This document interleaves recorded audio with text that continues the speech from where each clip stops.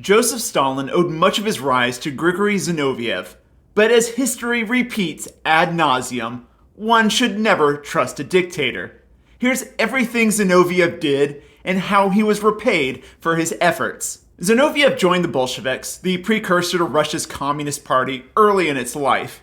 He worked with its founder, Vladimir Lenin, to promote their Marxist ideals.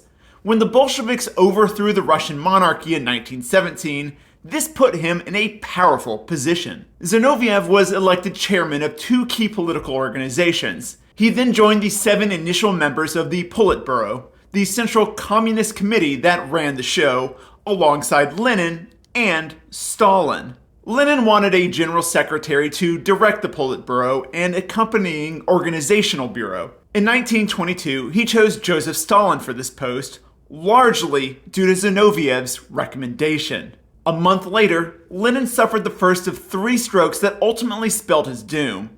Stalin, seeing the writing on the wall, used his post to consolidate power by enforcing meeting agendas and appointing officials loyal to him.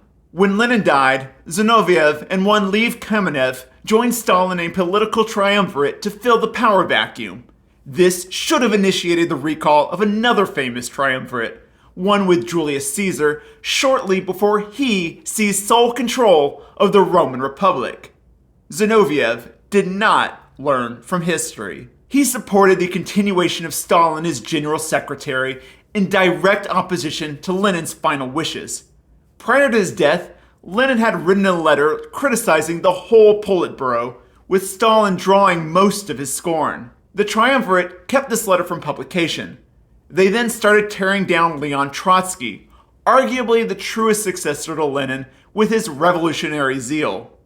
Trotsky retaliated, calling out his opponent's flaws. A back and forth ensued, but the triumvirate won, destroying Trotsky's political career. In 1925, Trotsky resigned as basically head of the army and navy in protest, to which the triumvirate was like, okay, good. Stalin benefited far more, though, as he used this time to cement his power before turning on the triumvirate later that year. Zinoviev and Kamenev gradually lost power until their execution as traitors in 1936 during Stalin's Great Purge that murdered over 680,000 people. Prior to his execution on Stalin's orders, Zinoviev supposedly said, "Does Comrade Stalin not know what gratitude is?" Dude, expecting a brutal dictator to express gratitude is like expecting water to turn into wine. You'd need a miracle.